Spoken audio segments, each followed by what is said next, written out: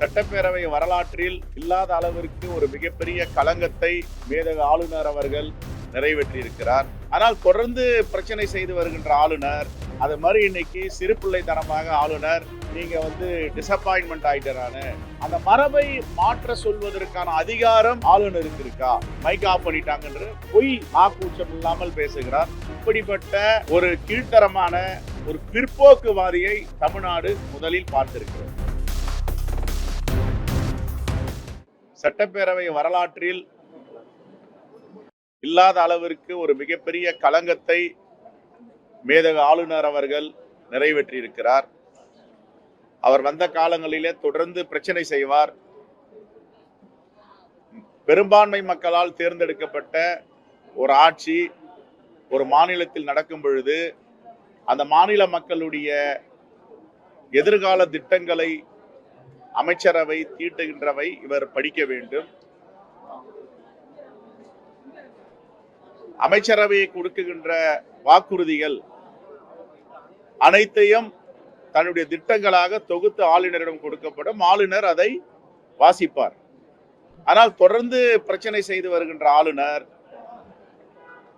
இந்த சின்ன வயசுல இந்த அடம் பிடிக்கிற பிள்ளைங்க இருக்கும். அதெல்லாம் நம்ம சிறிய வயதுல கிராமங்களில் பார்த்துருக்கோம். பம்பு பண்றதுக்குன்னே வரும் குழந்தைங்க. அது மாதிரி இன்னைக்கு சிறுபிள்ளைத்தனமாக ஆளுநர்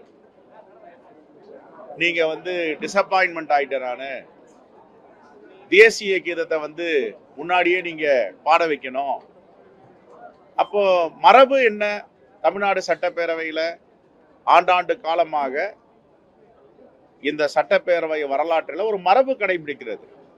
அந்த மரபை மாற்ற சொல்வதற்கான அதிகாரம் ஆளுநருக்கு இருக்கா? அரசியலமைப்பு சட்டம் அதற்கு இடம் கொடுக்குதா? கஷ்டம் சொல்லுவாங்க மரபு. ஆனா இவர் என்ன சொல்றாரு?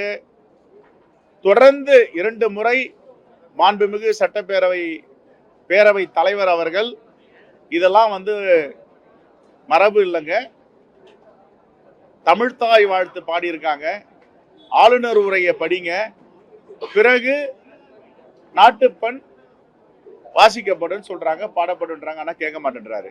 பிடிவாதம் பண்ணி எப்பவுமே சட்டப்பேரவையில் எப்படின்னா, ஒருத்தர் பேசுறாங்கன்னா பேரவை தலைவர் மைக் எடுத்தாருன்னா ஆட்டோமேட்டிக்கா மைக் கட் ஆகும். ஆனா இந்த முறை அது கூட இல்லை. அவருடைய மைக்கெல்லாம் யாரும் அணைக்கல. அமைச்சரோட மைக்கெல்லாம் கூட ஆன்ல தான் இருக்கு. ஆனா என்ன பண்றாரு? அப்பட்டமான ஒரு பொய் சொல்லுகிறார். உண்மைக்கு புறம்பான செய்தியை பதிவு பண்ணுகிறார்.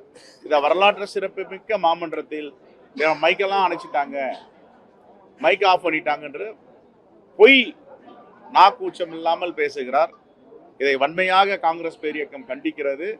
இப்படிப்பட்ட ஒரு அநாகரிகமான ஆளுநரை தமிழ்நாடு சட்டப்பேரவை இதுவரை கண்டதில்லை என்பதை அவர் பதிவு செய்திருக்கிறார். அவர் தன்னை மாற்றிக்கொள்ள வேண்டும். இப்படி அவர் நடப்பதால் தமிழ்நாடு மக்கள் எப்படிப்பட்ட ஆளுநரை பாஜக அரசு தமிழ்நாட்டுக்கு அனுப்பியிருக்கிறார்கள் என்பதை தமிழ்நாட்டு மக்கள் தெளிவாக புரிந்து வைத்திருக்கிறார்கள். அது இன்னும் ஒரு சில மாதங்களில் நடைபெறுகின்ற சட்டப்பேரவை தேர்தலில் பாஜகவுடைய உண்மை முகமும் அரசியலமைப்பு சட்டத்திற்கு எதிராக இவர்கள் தீட்டுகின்ற திட்டமும் அதற்கு நாட்டு மக்கள் பதிலளிப்பார்கள். இன்னைக்கு ஒரு லிஸ்ட் போட்டு ஒரு 13 லிஸ்ட் போட்டு கவர்னர் அறிக்கை வெளியிட்டிருக்காரு. மைக் ஆஃப் செய்யப்படாது, தமிழ்நாட்டில் சட்டம் ஒழுங்கு சரியில்லை, கல்வி தரம் குறைஞ்சிருக்கு, போதைப் பொருள்ல அடிமையா இருக்காங்க, சட்டம் ஒழுங்கு சரியில்லைன்னு இப்படி 13 வகையா பார்த்துருக்காங்க. தேசிய கீதத்தை அவமதித்து இருக்கிறது சட்டப்பேரவை. அவர் பிறந்து வளர்ந்த பீகார் மாநிலத்துல சட்டம் ஒழுங்கு எப்படி இருக்கு? போட்டு கொடுத்திருக்காருல பட்டியல். அவருடைய மாநிலம் பீகார். பீகார்ல சட்டம் ஒழுங்கு எப்படி இருக்கு? பீகார்ல கல்வி அறிவு எத்தனை சதவிகிதம் எட்டி இருக்கிறார்கள்? சட்டம் ஒழுங்கு எத்தனை சதவீதம் இருக்கிறது? தமிழ்நாட்டையும் அதையும் ஒப்பிட்டு பார்த்துட்டு நேர்மையாக உண்மையாக ஒரு இந்திய குடிநம் மகனாக தலை நிமிர்ந்து உண்மையை பேச சொல்லுங்க பார்ப்போம். அவர் பிறந்த ஊர்ல இருக்கிற சட்டம் ஒழுங்கும், அவர் குடியேறி இருக்கின்ற தமிழ்நாட்டில் இருக்கின்ற சட்டம் ஒழுங்கும், அவர் மாநிலமான பீகாரில் உள்ள கல்வி திறனும் தமிழ்நாட்டுடைய கல்வி திறனும் எல்லாத்தையும் ஒப்பிட்டு பார்த்துட்டு உண்மையை பேசினார்னா அவர் ஒரு நல்ல ஆளுநர், படித்தவர் என்று சொல்லலாம்.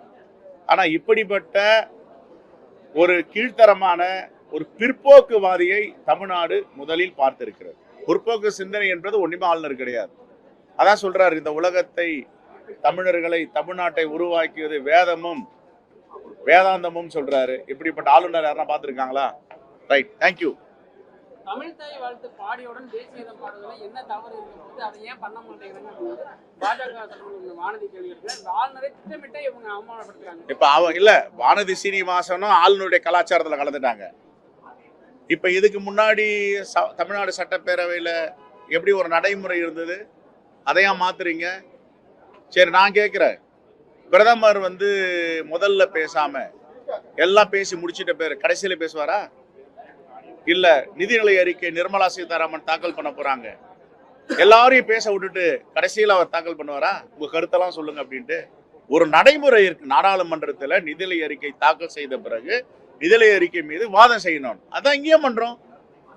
நம்முடைய தமிழ் தாய் வாழ்த்து, அதுக்கப்புறம் தேசிய கீதம், இதுதான் யதார்த்தம். தமிழ்நாடு நம்ம குழந்தைகள்லாம் பள்ளிக்கூடத்துல என்ன பண்றாங்க, அரசு நிகழ்ச்சியில் என்ன பண்றோம், எதுக்கு மாத்த சொல்றீங்க, என்ன காரணம்? ரைட்.